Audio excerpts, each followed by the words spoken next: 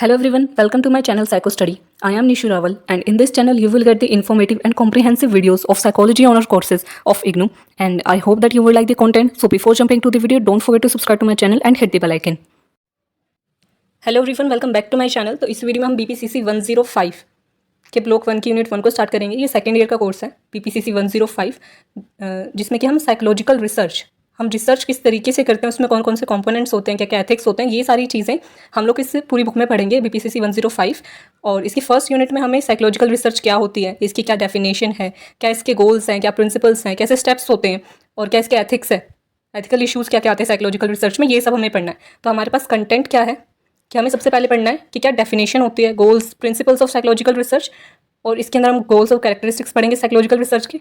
फिर हमें पढ़ने के क्या स्टेप्स होते हैं रिसर्च प्रोसेस में।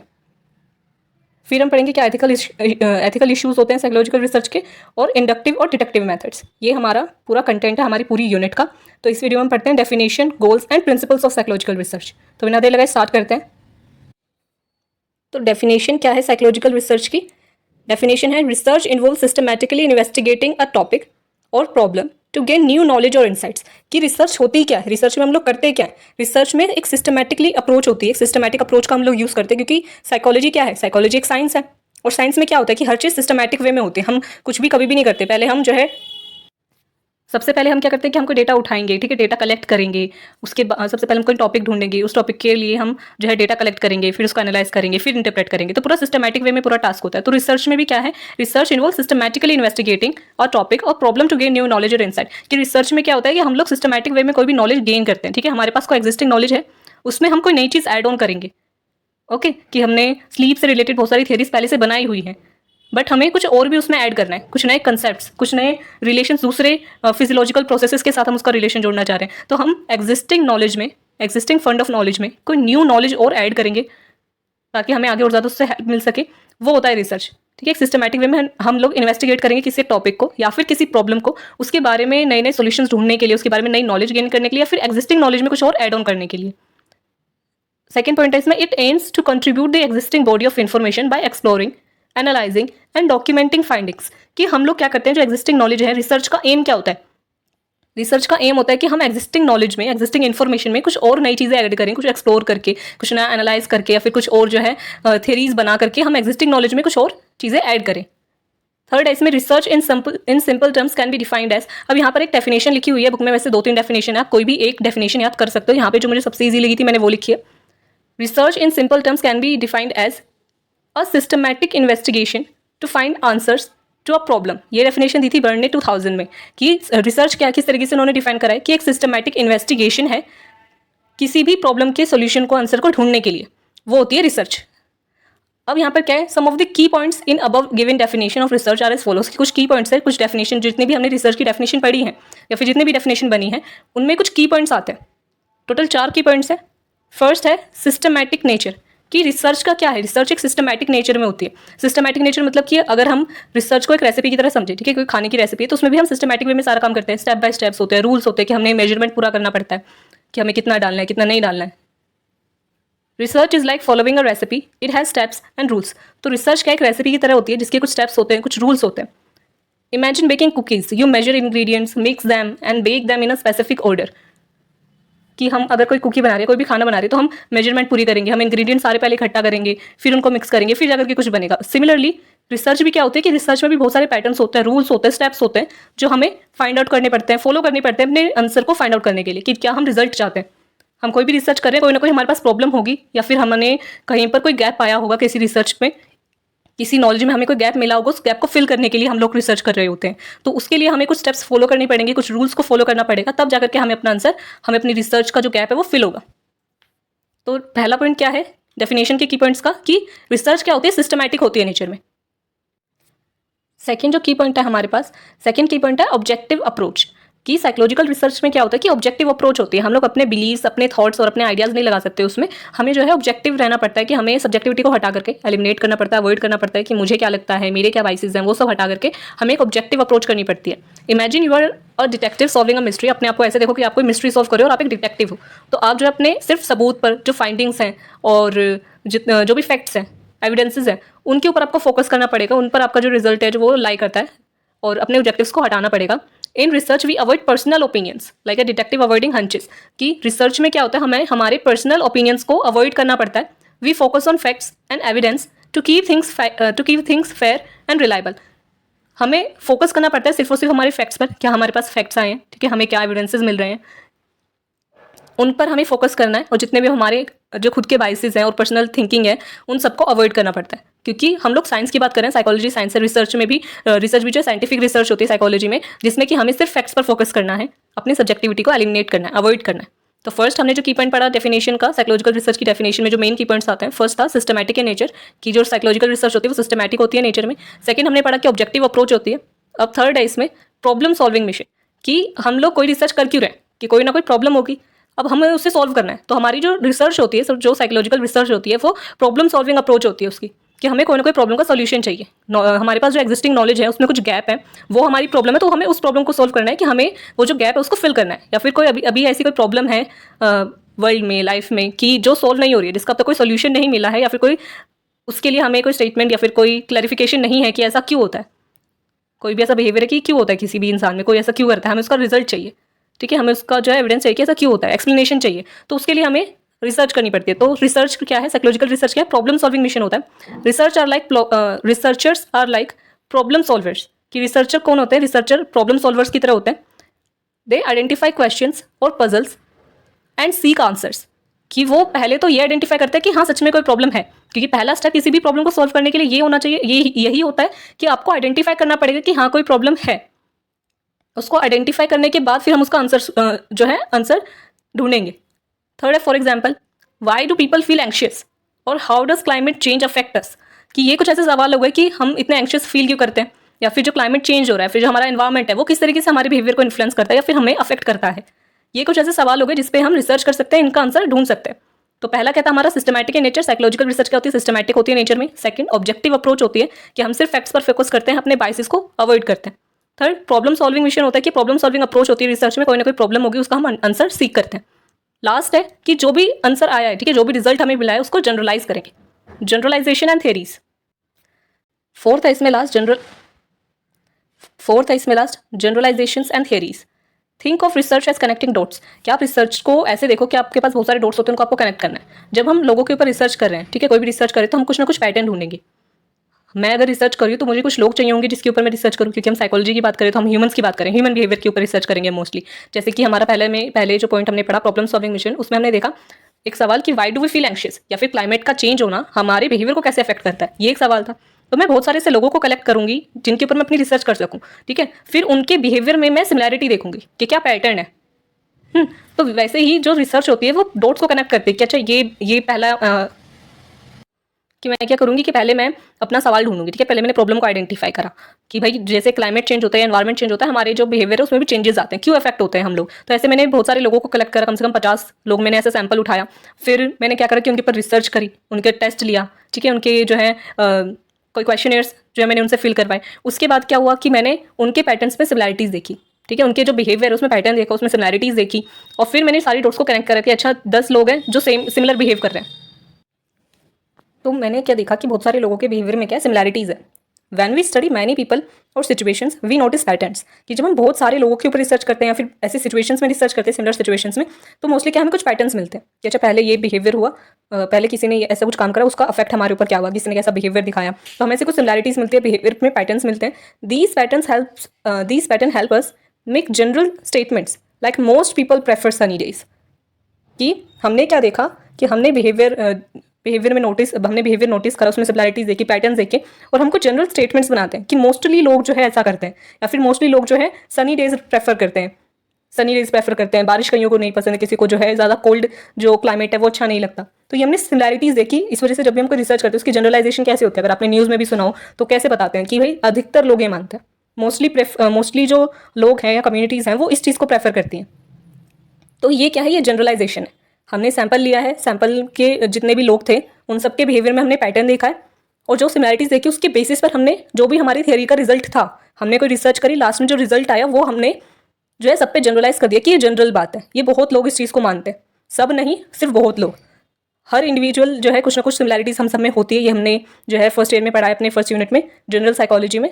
PPCC 101 में कि हमारे बिहेवियर में सिमिलैरिटीज होती हैं, जब भी हम लोग कोई रिसर्च कर सकते हैं, फिर कोई भी थियरी बना सकते हैं, जब भी उसका कोई फायदा है। अगर हर इंसान अलग होता तो कोई थियरी बनती ही नहीं, क्योंकि हर इंसान के लिए आपको कुछ अलग ही करना पड़ता है। बट सिमिलैरिटीज होती हैं, वो पैटर्न्स होते हैं, इस वजह से रिसर्च करी जाती है। कोई ना कोई रिसर्च का कंक्लूजन निकलता है, और जो भी कंक्लूजन, जो भी रिजल्ट आता है, वो हम जनरलाइज करते हैं कि अधिकतर लोग या मोस्टली पीपल इस चीज़ को प्रेफर करते हैं, उनके बिहेवियर में ये चीज़ होती है। तो हम जब साइकोलॉजिकल रिसर्च करते हैं तो उसके क्या की पॉइंट्स हमने पढ़े। पहला कि भाई सिस्टमैटिक नेचर होता है रिसर्च का, साइकोलॉजिकल रिसर्च का। दूसरा ऑब्जेक्टिव अप्रोच होती है। थर्ड प्रॉब्लम सॉल्विंग मिशन होता है, ठीक है, प्रॉब्लम सॉल्विंग अप्रोच होती है, कोई ना कोई प्रॉब्लम हो गया हम उसका सॉल्यूशन ढूंढते हैं। लास्ट होता है जो भी सॉल्यूशन आता है उसको हम जनरलाइज करते हैं, उसके बेसिस पर कोई थियरी बनाते हैं। And sometimes we create theories to explain those patterns, कि कभी कभी हम लोग क्या करते हैं कि जो भी हमने जनरलाइजेशन करी, जो हमने रिसर्च करी है, उसका जो कंक्लूजन आया, उसके बेसिस पर हम लोग कोई ना कोई थियरी बनाते हैं ताकि हम उसे और अच्छे से एक्सप्लेन कर सकें। तो ये थे की पॉइंट्स हमारी साइकोलॉजिकल रिसर्च के, कि पहले रिसर्च की हमें अगर एग्जाम में आता है कि डेफिनेशन लिखनी है आपको रिसर्च की, और वो आ गया आपका 5 मार्क में, तो आपको पहले कोई भी एक डेफिनेशन, बुक में भी काफ़ी डेफिनेशन है, और जो मैंने डेफिनेशन दी है वो भी बुक में थी, और वो सबसे छोटी और सबसे सिंपल थी, आप वो डेफिनेशन लिख सकते हैं, बर्न की 2000 में जो उन्होंने दी थी। उसके बाद आपको की पॉइंट्स लिखने पड़ेंगे कि जितनी भी डेफिनेशन है उन सब में क्या की पॉइंट्स आते हैं, मेन क्या की पॉइंट्स हैं हमारी साइकोलॉजिकल रिसर्च के। और आपको ये चारों की पॉइंट्स लिखने हैं कि सिस्टमैटिक नेचर की होती है, ऑब्जेक्टिव अप्रोच होती है, और तीसरा क्या प्रॉब्लम सॉल्विंग अप्रोच होती है, और जनरलाइजेशन करते हैं लास्ट में हम उसकी मदद से, और थियरीज बनाते हैं। तो ये थी डेफिनेशन साइकोलॉजिकल रिसर्च के और उसके की पॉइंट्स। अब हम देखते हैं कि क्या गोल्स होते हैं साइकोलॉजिकल रिसर्च के। जो भी हम रिसर्च करते हैं, क्या हमारी रिसर्च का क्या गोल होता है। तो ये जो गोल है साइकोलॉजिकल रिसर्च के, आपको line wise as it is लिखने पड़ेंगे, कि पहला डिस्क्रिप्शन, दूसरा एक्सप्लेनेशन, तीसरा prediction, fourth control, fifth application. आप ऐसे ऊपर नीचे नहीं कर सकते, तो आपको लाइन वाइज लिखना पड़ेगा, तो एज इट इज उसको याद करना पड़ेगा। तो गोल्स क्या होते हैं साइकोलॉजिकल रिसर्च के। तो गोल्स क्या है साइकोलॉजिकल रिसर्च के। फर्स्ट है डिस्क्रिप्शन, कि साइकोलॉजिकल रिसर्च का पहला गोल होता है, पहला एम होता है कि कोई भी प्रॉब्लम हुई है, ठीक है, कोई भी बिहेवियर है, उसको आइडेंटिफाई करना, ठीक है, उसको डिस्क्राइब करना। तो इसमें जो मेन कीवर्ड है वो है व्हाट, वेयर, विद हुम, कि क्या हुआ, किसके साथ हुआ, कहाँ पर हुआ। ये जो सवाल होते हैं ये हम डिस्क्राइब कर रहे हैं कि क्या हुआ है। तो डिस्क्रिप्शन में क्या होता है, व्हाट, डिस्क्राइबिंग बिहेवियर सिस्टमैटिकली, कि हम सिस्टमैटिक वे में, साइकोलॉजिकल रिसर्च का मेन गोल क्या होता है, पहला गोल क्या होता है, डिस्क्राइब करना सिस्टमैटिक वे में कि क्या चीज़ हुई है, क्या बिहेवियर हुआ है। Description involves information about what exactly is happening in a situation, where and whom, with whom is it happening, कि क्या हुआ है, कहाँ पर हुआ है, और किसके साथ हुआ है। ये चीज़ हम एक्सप्लेन कर, ये चीज़ हम डिस्क्राइब करते हैं डिस्क्रिप्शन वाले पार्ट में।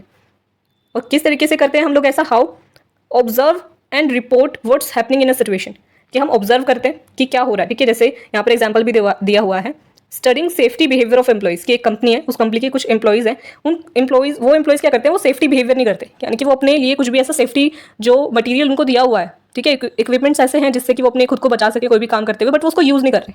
तो वो ऐसा कर रहे हैं, ठीक है, क्या हो रहा है कि वो सेफ्टी इक्विपमेंट्स को, सेफ्टी बिहेवियर उनका नहीं है। ये हो गया हमारा डिस्क्रिप्शन, कि एम्प्लॉइज़ सेफ्टी बिहेवियर नहीं शो कर रहे। पहला हो गया, कहाँ पर हुआ, कंपनी में, किसके साथ हुआ, एम्प्लॉइज़ के साथ। ये चीज़ हमने किसमें करी, डिस्क्रिप्शन वाले पार्ट में। तो साइकोलॉजिकल रिसर्च सबसे पहले क्या करेगी, पहला स्टेप क्या होगा कि वो डिस्क्राइब करेगी कि क्या हो रहा है, कहाँ पर हो रहा है, किसके साथ हो रहा है। ये था डिस्क्रिप्शन। सेकंड है एक्सप्लेनेशन, कि क्या हो रहा है, कब हो रहा है, किधर हो रहा है, ये तो हमने बता दिया, लेकिन क्यों हो रहा है, एक्सप्लेन करना कि अच्छा ऐसा क्यों हुआ। अगर आप किसी से, जैसे हम नॉर्मली कन्वर्सेशन करते हैं, तो क्या पूछते हैं कि अच्छा क्या हुआ है, कोई नई खबर है, कोई नई बात है, तो वो बताता है कि ऐसा ऐसा हुआ है। फिर सेकंड क्वेश्चन क्या होता है हमारा, कि क्यों हुआ, कि अच्छा किसी इंसान ने ऐसे कोई काम करा तो उसने क्यों करा। तो ये एक्सप्लेनेशन आ गई हमारी सेकंड स्टेप में। सेकंड गोल हो गया हमारा एक्सप्लेनेशन, रिसर्च का सेकंड गोल एक्सप्लेनेशन। वाई, इसमें कीवर्ड क्या है, why, how, why, understand why a behaviour और फिनोमिनन ऑकर्स, कि हम एक्सप्लेनेशन में क्या करते हैं, जो सेकंड गोल होता है रिसर्च का, कि हम एक्सप्लेन करते हैं कि कोई भी बिहेवियर हुआ है, कोई भी फिनोमिना है, कोई भी इवेंट है, वो क्यों हुआ है, उसको समझते हैं। और ये हम किस तरीके से समझेंगे, investigate reasons behind specific actions, कि हम ये देखेंगे कि अच्छा ये एक्शन हुआ है, ये कोई बिहेवियर हुआ है, ये कोई सिचुएशन बनी है, तो ये क्यों बनी है, इसको पूरे रीजन को, जो उसका रूट कोज है, उसको हम समझेंगे, इन्वेस्टिगेट करेंगे। एग्जाम्पल क्या है, वो पहले वाले एग्जाम्पल को समझते हैं, explaining why employees don't use safety devices, कि हम एक्सप्लेन करेंगे कि भाई जो सेफ्टी डिवाइसेस हैं जो हमने एम्प्लॉइज़ को प्रोवाइड करवाए हैं किसी कंपनी ने, वो लोग उसे क्यों यूज़ नहीं कर रहे हैं। हम इस चीज़ को एक्सप्लेन करेंगे, इस चीज़ को अंडरस्टैंड करेंगे, इन्वेस्टिगेट करेंगे, और फिर हम बताएंगे। तो पहला स्टेप क्या हुआ कि हम डिस्क्राइब करेंगे कि क्या हुआ है, व्हाट। सेकंड हो गया एक्सप्लेनेशन, एक्सप्लेनेशन में कि क्यों हुआ है, वाई। डिस्क्रिप्शन हो गया, एक्सप्लेनेशन हो गया। थर्ड क्या आएगा, प्रिडिक्शन। थर्ड है प्रिडिक्शन। प्रिडिक्शन क्या है, make informed guesses about behaviour, कि हम गेस करते हैं कि ये बिहेवियर अगर कोई कंडक्ट हो रहा है तो ये किस रीज़न से हो रहा है, इसके क्या फैक्टर्स हो सकते हैं, क्या रीजंस हो सकते हैं इसके पीछे। हम प्रिडिक्शन करते हैं, गेस करते हैं, अजम्पशंस बनाते हैं अपनी। कैसे करते हैं हम ये? Based on previous research identify related factors, कि हम पास्ट में जितनी भी रिसर्चेज हुई हैं या फिर जितनी भी हमने ऑब्जर्वेशंस करी हैं उसके बेसिस पर हम लोग प्रिडिक्शन करते हैं कि अच्छा ये बिहेवियर अगर कोई भी ह्यूमन बीइंग या कोई भी इंडिविजुअल या फिर कोई भी ग्रुप ऑफ पीपल अगर कर रहे हैं तो उसके पीछे क्या रीजंस हो सकते हैं, क्या फैक्टर्स हो सकते हैं इस बिहेवियर के होने के पीछे। हम पास्ट में जितनी भी प्रीवियस रिसर्चेज हैं उसके बेसिस पर हम प्रिडिक्शंस बनाएंगे। For example predicting reasons for safety device on non use, कि हमने जो पहले एग्जाम्पल लिया हुआ है उसी के ऊपर उसी से आगे कंटिन्यू कर रहे हैं कि हम लोग प्रीवियस रिसर्चेज को बेस बना करके हम लोग ये प्रिडिक्शन करेंगे कि अच्छा जो एम्प्लॉयज़ हैं वो सेफ्टी डिवाइसेस का यूज़ नहीं कर रहे हैं तो उसके पीछे क्या क्या रीजंस हो सकते हैं, वो प्रिडिक्शन हम बनाएंगे। कुछ 4-5 फैक्टर्स हम लोग लेंगे कि मे बी जो एम्प्लॉयज़ हैं उनको यूज़ ही करना नहीं आता, वो जो सेफ्टी डिवाइसेस है वो उनको यूज़ ही नहीं करने आते, उनको पता ही नहीं हो कि किस तरीके से यूज़ होते हैं, उनके पास इतनी नॉलेज नहीं है या फिर उन्हें इतनी मोटिवेशन ही नहीं है कि वो सेफ्टी डिवाइसेस को यूज़ करें, वो बहुत ज़्यादा टफ है यूज़ करने में, या फिर वो इतने अच्छे से काम ही नहीं करते वो सेफ्टी डिवाइसेस, तो उन्हें वो यूज़फुल लगते ही नहीं। तो बहुत सारे फैक्टर्स हो सकते हैं, तो हम लोग उन सारे फैक्टर्स को प्रिडिक्ट करेंगे, ये होता है प्रिडिक्शन। फोर्थ है कंट्रोल, कि रिसर्च का काम सिर्फ जानना या समझना नहीं होता बल्कि कुछ ना कुछ चेंज लेकर के भी आना होता है। फोर्थ क्या हुआ? कंट्रोल। कंट्रोल में क्या होगा? इन्फ्लुएंस बिहेवियर पॉजिटिवली, कि जो ये नेगेटिव बिहेवियर हो रहा था, ठीक है, जो भी प्रॉब्लम थी उसको हम सॉल्व करने के बारे में सोचेंगे कि हम इन्फ्लुएंस करेंगे बिहेवियर को पॉजिटिवली, कि ताकि वो लोग सेफ्टी जो इक्विपमेंट्स है जो डिवाइसेस उनको दिए गए हैं वो यूज़ करें। हम कोई ना कोई थियरी या फिर कोई ना कोई ऐसे अप्रोच हम लगाएंगे कि वो अपने बिहेवियर को पॉजिटिव करें, जो नेगेटिव से पॉजिटिव बिहेवियर हो सके। ये हम किस तरीके से करेंगे? डेवलप इंटरवेंशन स्ट्रैटेजीज, कि हम इंटरवेंशन स्ट्रैटेजीज जो है डेवलप करेंगे। इंटरवेंशन स्ट्रैटेजीज मतलब कोई ना कोई ऐसी टेक्निक हम लोग यूज़ करेंगे जिनसे कि उनका बिहेवियर इन्फ्लुएंस हो। Example encouraging safety device adoption, कि हम उनको एनकरेज करेंगे कि वो सेफ्टी डिवाइसेज जो हमने एम्प्लॉयज़ को दिए हुए हैं वो उसका यूज़ करें। हो सकता है कि उन्हें पता ही ना हो कि वो सेफ्टी डिवाइस यूज़ कैसे करा जाता है, इतने कॉम्प्लिकेटेड हो, इस वजह से वो यूज़ नहीं कर रहे हैं। देखो पहले तो हमने ये देखा कि भाई डिस्क्रिप्शन, कि हमने ये आइडेंटिफाई करा, ये हमने बताया कि भाई जो एम्प्लॉयज़ हैं वो सेफ्टी डिवाइस यूज़ नहीं करते। फिर हमने सेकंड कॉल क्या करा रिसर्च का, कि भाई हमने एक्सप्लेन करा कि भाई वो क्यों नहीं कर रहे हैं, हमने ये चीज़ समझने की कोशिश करी। फिर थर्ड स्टेप हमने प्रिडिक्शन करी कि हो सकता है कि भाई जो पास्ट की हमने जितनी रिसर्चेस पढ़ी हैं कि भाई इनको कोई मोटिवेशन ही नहीं है सेफ्टी डिवाइस यूज़ करने की, ठीक है, वो ओवर कॉन्फिडेंस में है, या फिर क्या हो सकता है हम प्रिडिक्ट करें कि शायद ये चीज़ें हो सकती है, अपने असम्पशंस लगा रहे हैं कि वो लोग इसलिए यूज़ नहीं करते कि वो बहुत डिफिकल्ट है यूज़ करना, या फिर उन्हें पता ही नहीं है कि उन्हें किस तरीके से यूज़ करा जाता है। तो ये सारे फैक्टर्स हो सकते हैं और इसकी वजह से जो है हमें बाद में कॉन्सिक्वेंसेस कुछ अपने फेस करने पड़ सकते हैं। फिर फोर्थ स्टेप हो गया कि हम क्या करेंगे, हम अब जो है कुछ ऐसी स्ट्रेटजीज बनाएंगे जिसके थ्रू वो लोग सेफ्टी डिवाइसेस को यूज़ करें। ये हमने यहाँ पर स्ट्रेटजीज फॉर्मुलेट करी हैं। अब लास्ट स्टेप क्या होता है? एप्लीकेशन, कि हमने कंट्रोल वाली स्टेप में, कंट्रोल वाले गोल में जो स्ट्रेटजीज बनाई, जो इंटरवेंशन स्ट्रेटजीज बनाई, अब हम उसको अप्लाई करेंगे। तो एप्लीकेशन में क्या होता है? अप्लाई होता है। एप्लीकेशन होती है हमारी रिसर्च की सॉल्यूशन की या फाइंडिंग की, कि हमने पूरी रिसर्च करी, हमने पता कर लिया क्या प्रॉब्लम है, दूसरे में उसको एक्सप्लेन कर दिया, तीसरे में उसकी प्रिडिक्शन कर दी कि शायद ये फैक्टर्स हो सकते हैं और ये जो है बहुत सारे ऐसे फैक्टर्स हैं जिसकी वजह से ये बिहेवियर हो रहा है। तो फिर फोर्थ स्टेप में हमने कंट्रोल करा कि नहीं भाई हमें स्ट्रैटेजीज डेवलप करनी पड़ेंगी कुछ ऐसी जिसकी वजह से ये जो बिहेवियर है ये कम हो सके, रिड्यूस हो सके और पॉजिटिव बिहेवियर जो है वो रीइंफोर्स हो सके। लास्ट स्टेप में हम क्या करेंगे? फिफ्थ स्टेप में कि जो भी हमने स्ट्रैटेजीज बनाई उसको अप्लाई कर देंगे ताकि हमारा बिहेवियर जो है इन्फ्लुएंस हो सके, एम्प्लॉयज़ का बिहेवियर इन्फ्लुएंस हो सके और उसके अंदर चेंजेस आ सके। तो ये थे हमारे गोल्स और ये आपको लाइन वाइज लिखने पड़ेंगे। आप इसको जो है एक्रोनियम से भी याद कर सकते हो, डेप्रिकॉन ऐप, आप इसको इस एक्रोनियम से भी याद कर सकते हो। डी क्या है? D for description. ई क्या है? E for explanation. Pre means prediction, con means control, app means app stands for application, डेप्रिकॉन ऐप। तो आप इस वर्ड से, इस एक्रोनियम से भी इसको याद कर सकते हो, ईजिली याद हो जाएगा और लाइन वाइज याद रहेगा। तो हमने अब तक जो है डेफिनेशन पढ़ी है साइकोलॉजिकल रिसर्च की, उसके कुछ की पॉइंट्स पढ़े हैं डेफिनेशन के, टोटल 4 की पॉइंट्स हमने पढ़े। फिर हमने पढ़ी है गोल्स ऑफ साइकोलॉजिकल रिसर्च जिसके टोटल 5 गोल्स हैं और हमेशा यही गोल्स रहेंगे, आपको हर बार यही लिखने हैं और लाइन वाइज लिखने हैं। कवर कर लिया। अब हमारा नेक्स्ट पॉइंट है, इसमें नेक्स्ट टॉपिक है कैरेक्टरिस्टिक्स ऑफ साइकोलॉजिकल रिसर्च, कि साइकोलॉजिकल रिसर्च के क्या क्या कैरेक्टरिस्टिक्स होते हैं। टोटल 4 कैरेक्टरिस्टिक्स हैं हमारे पास, जिसमें फर्स्ट है क्लियर पर्पस एंड ऑब्जेक्टिव, कि क्या मतलब इस बात का कि हमने जो भी रिसर्च हमारी है, clear state why you are doing the research, कि हमें बहुत क्लियर लैंग्वेज में, ऑब्जेक्टिव मैनर में हमें लिखना पड़ेगा कि क्या हमारा जो ऑब्जेक्टिव है, क्या हम रिसर्च कर किस रीज़न से रहे हैं और ऐसा हमें क्यों करना है। It's like having a map before a journey, it guides your step, कि जब आप पहले से आइडेंटिफाई कर दोगे, पहले से क्लियर कर दोगे कि हमें इस रास्ते पर जाना है, ठीक है, हमारी डेस्टिनेशन ये है, तो आप बहुत ईजिली वहाँ तक पहुँच सकते हो। जब आपको पता है कि आपको किधर जाना है तो आपको वो डेस्टिनेशन अपनी बतानी पड़ेगी, वो एक अपने क्लियर स्टेट में आपको बताना पड़ेगा कि आप ये रिसर्च किस पर्पज़ से कर रहे हो, वो भी बहुत क्लियर मैनर में आपको स्टेट करना पड़ेगा, बताना पड़ेगा। For example, if you are doing studying climate change, if you are studying climate change effects your purpose might to be understand their impact on ecosystem. कि जैसे यहाँ पर एक जनरल एग्जांपल लिखा हुआ है कि अगर किसी को स्टडी करनी है क्लाइमेट चेंज के इफेक्ट्स के ऊपर, कि अगर क्लाइमेट चेंज होता है उसके क्या इफेक्ट्स हो सकते हैं, तो उसका पर्पस क्या है। तो उसका पर्पस हो सकता है कि उसका क्लाइमेट चेंज का क्या क्या इम्पैक्ट होता है हमारे इकोसिस्टम में, या फिर किसी बिहेवियर में कैसे इम्पैक्ट होता है। क्लाइमेट के चेंज होने से हमारे बिहेवियर में क्या क्या चेंजेस आते हैं, ये हमारा पर्पस है। तो हमें बहुत ही क्लियर मैनर में ये चीज़ बतानी पड़ेगी कि हमारा क्या पर्पस है और हम ये रिसर्च क्या हमारा गोल है, क्या हमारा एम है रिसर्च को करने का, क्यों करें हम ये रिसर्च। तो फर्स्ट हो गया हमारा clear purpose and objective. Second है एडिक्वेट रिसर्च प्लानिंग। क्या मतलब इसका कि just like building a house needs a blueprint, research needs a plan. कि हमें पहले से प्लानिंग करनी पड़ेगी कि हमें क्या क्या स्टेप्स लेने हैं। अगर हमें कोई बिल्डिंग बनानी होती है तो बिल्डिंग का भी हम लोग ब्लूप्रिंट बनाते हैं कि हमें पहले से पता हो कि कौन सा रूम किधर बनेगा, ठीक है, इस बिल्डिंग में कौन सा जो फ्लोर है वो किस काम के लिए होगा, कितना बड़ा करना है, कितना छोटा करना है। तो ये सारा ब्लूप्रिंट हम लोग पहले से बना के रखते हैं। उसी तरीके से रिसर्च को भी एक प्रॉपर प्लान की ज़रूरत है। जैसे हमने स्टार्टिंग में ही पढ़ा था कि जो रिसर्च होती है वो सिस्टमैटिक होती है मैनर में, तो वही चीज़ है कि जो हमारी रिसर्च है उसका हमें एक प्रॉपर प्लान चाहिए, एक एडिकेट प्लान चाहिए। कैसे करेंगे, कैसे बनाएंगे हम plan. Create a research proposal with details like problem, objectives, hypothesis, sample, design and data tools। तो एक रिसर्च प्लान हम कैसे बना सकते हैं कि हमें पहले एक रिसर्च प्रपोजल बनाना पड़ेगा। रिसर्च प्रपोजल क्या होता है, सिनॉप्सिस, यानी कि हम पहले से एक फॉर्मेट, एक प्रपोजल देते हैं कि हम एक रिसर्च करने वाले हैं। उस रिसर्च का टॉपिक क्या है, हमारी प्रॉब्लम क्या है, हमारे ऑब्जेक्टिव्स क्या हैं, ठीक है, क्या हमारा हाइपोथेसिस हमने लिया है, सैंपल कितना लिया है, क्या सैंपल है, पॉपुलेशन क्या है, डिज़ाइन क्या है, कौन सा हम जो है रिसर्च मेथोडोलॉजी हमारी क्या है, डेटा टूल्स हम कौन से यूज़ करने वाले हैं। ये सब हम ब्रीफली हम पहले बताते हैं। पहले हम एक प्रपोजल बनाते हैं कि हम क्या क्या करने वाले हैं ओवरऑल। तो वो हमारा एक रिसर्च प्लान हो जाता है कि हमें इसी तरीके से चलना है। पहले हमें प्रॉब्लम बतानी है, फिर ऑब्जेक्टिव्स बताने हैं, फिर हाइपोथेसिस, सैंपल, डिज़ाइन, ये सारी चीज़ें पहले हम ब्रीफ में बताते हैं और फिर अपनी पूरी रिसर्च जो है स्टार्ट करते हैं बाद में। पहले प्लान बनाएंगे, फिर उसे जो है अप्लाई करेंगे।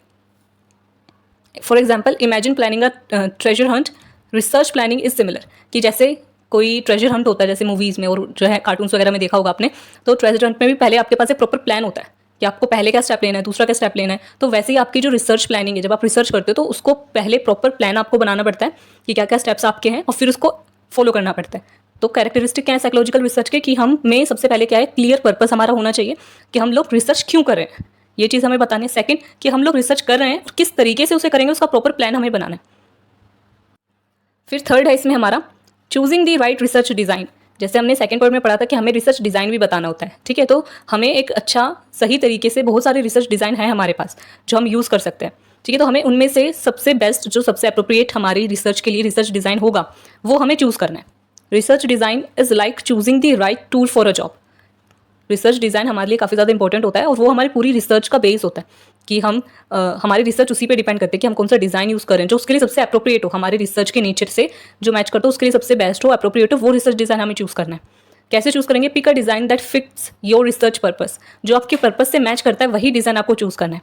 If you are exploring, for example, if you are exploring behaviour patterns, a survey design might work well. कि अगर आप एक जो है बिहेवियर पैटर्न आप एक्सप्लोर करना चाहते हैं, ठीक है, बिहेवियर पैटर्न आप देखना चाहते हैं कि एक पर्टिकुलर सिचुएशन है उसमें मोस्टली लोग किस तरीके से बिहेव करते हैं, तो वो आपको पैटर्न पता करना है। तो उसके लिए आप सर्वे कर सकते हैं कि आप बहुत सारे जो है क्वेश्चनियर्स आप यूज़ कर सकते हैं और उसके रिगार्डिंग आप सबको क्वेश्चनियर पकड़ा करके सारा सर्वे के थ्रू आप लोग जो क्या है बिहेवियर पैटर्न पता कर सकते हैं। तो वो रिसर्च डिज़ाइन बेस्ट रहेगा उस पर्टिकुलर सिचुएशन में। तो इसी तरीके से आपको अपना रिसर्च डिज़ाइन आपको पता करना है, फिर उसके रिगार्डिंग जो भी आपका बेस्ट रिसर्च पर्पस आपका जो भी है उसके रिगार्डिंग आपको बेस्ट अपना रिसर्च डिज़ाइन चूज़ करना है।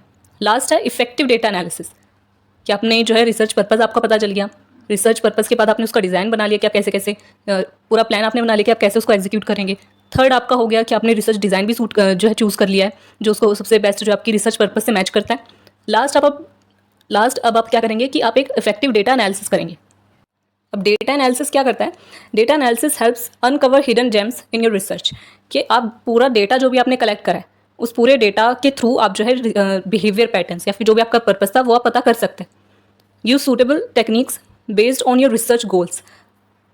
और आप डेटा एनालिसिस कर कैसे सकते हैं। अब डेटा एनालिसिस के लिए हमारे पास बहुत सारी टेक्निक्स होते हैं। आप अनोवा यूज़ कर सकते हैं, मीन मीडियन मोड और स्टैंडर्ड डेविएशन, बहुत सारे डेटा एनालिसिस की टेक्निक्स हैं हमारे पास स्टैटिस्टिक्स में, जितनी भी हमने पढ़ी हैं और आगे भी पढ़ेंगे। तो उन सब किसी भी एक टेक्निक्स का हम लोग यूज़ कर सकते हैं जो भी हमारे रिसर्च का गोल है उसके बेसिस पर। कि जैसे कि हमने रिसर्च डिज़ाइन जो है चूज़ करा था किस बेसिस पर कि हमारे रिसर्च के पर्पस के साथ क्या अलाइन होता है, उसके लिए क्या अप्रोप्रिएट रहेगा। वैसे ही हमें डेटा एनालिसिस के लिए भी जो भी हम टेक्निक्स यूज़ कर रहे हैं वो हमें देखना पड़ेगा कि हमारा क्या पर्पस है, हम अगर कोरिलेशन निकालना चाहते हैं कि भाई जो हमारी सेल्फ एस्टीम होती है ना, और पॉजिटिव थिंकिंग होती है, इनके बीच में क्या रिलेशनशिप है, तो मैं कोरिलेशन निकाल रही हूँ। तो मैं यहाँ पे पियर्सन कोरिलेशन उठाऊंगी, ठीक है, उसका वो यूज़ करूँगी मैं डेटा एनालिसिस के लिए, या फिर मैं जो है स्पेरमैन्स रैंक ऑर्डर कोरिलेशन का यूज़ करूँगी। तो ये मैं यूज़ कर सकती हूँ। तो ये था डेटा एनालिसिस। तो ये थे हमारे कैरेक्टरिस्टिक साइकोलॉजिकल रिसर्च के। पहला क्या रहा हमारा कि हमने सबसे पहले जो भी हमारा पर्पस था उसको क्लियरली बताया कि हमारा क्या पर्पस है, क्या हमारा ऑब्जेक्टिव है। सबसे पहले ये हमें क्लियर करना है। फिर दूसरा, हमें हमारा क्या रिसर्च प्लान है, हमें पूरी प्लानिंग बनानी पड़ेगी अच्छी तरीके से एडुकेट मैनर में कि हमारा क्या प्लान रहेगा, किस तरीके से हमें उसे एग्जीक्यूट करना है। फिर थर्ड, हमें एक सही करेक्ट अप्रोप्रिएट रिसर्च डिज़ाइन को चूज़ करना है। लास्ट में हमें डेटा एनालिसिस करनी है। इफेक्टिव टूल्स जो भी है हमारे पास, जितने भी अप्रोप्रिएट टूल्स रहेंगे उस रिसर्च ऑब्जेक्टिव के लिए, वो हमें चूज़ करना है, उसको एग्जीक्यूट करना है। ये होते हैं हमारे 4 कैरेक्टरिस्टिक साइकोलॉजिकल रिसर्च के। तो आज के लिए इतना ही। इस वीडियो में, इस पार्ट में हमने पढ़ा कि क्या डेफिनेशन है, गोल्स हैं और क्या प्रिंसिपल्स है साइकोलॉजिकल रिसर्च के। गोल्स और कैरेक्टरिस्टिक्स हमने पढ़े। हमने गोल्स और कैरेक्टरिस्टिक्स पढ़े साइकोलॉजिकल रिसर्च की। और आज की वीडियो में इतना ही। आई होप कि आपको सारी चीज़ें, सारे टॉपिक्स अच्छे से समझ में आए हों। कोई भी क्वेरी रह जाती है आप कमेंट सेक्शन में लिख करके बता सकते हैं। अपने फ्रेंड के साथ वीडियो शेयर करें ताकि उनकी भी हेल्प हो सके। और इस वीडियो और ये जो यूनिट है, यूनिट 1 BPCC 105 की, इसके जो नोट्स हैं वो आपको टेलीग्राम पर मिलेंगे। बट टेलीग्राम पर जब मिलेंगे जब इसके सारे पार्ट्स कवर हो जाएंगे, यानी कि जब मैं लास्ट वीडियो डालूंगी इस यूनिट की, तब मैं टेलीग्राम पर इसके नोट्स अपलोड करूंगी। तो जब आप जाकर के चेक कर सकते हैं। तो आई होप कि वीडियो आपको अच्छी लगी, सारी चीज़ समझ में आई हो। वीडियो अच्छी लगी तो प्लीज़ वीडियो को लाइक कर देना, चैनल को सब्सक्राइब कर देना, अपने फ्रेंड के साथ शेयर कर देना ताकि उनकी भी हेल्प हो सके। और वीडियो कैसी लगी प्लीज़ कमेंट सेक्शन में लिख करके बताना, क्योंकि बहुत मेहनत लगती है नोट्स बनाने में, उनको पढ़ने में और फिर वीडियो बनाने में। तो प्लीज़ वीडियो को लाइक कर देना, चैनल को सब्सक्राइब कर देना। मिलते हैं नेक्स्ट वीडियो में।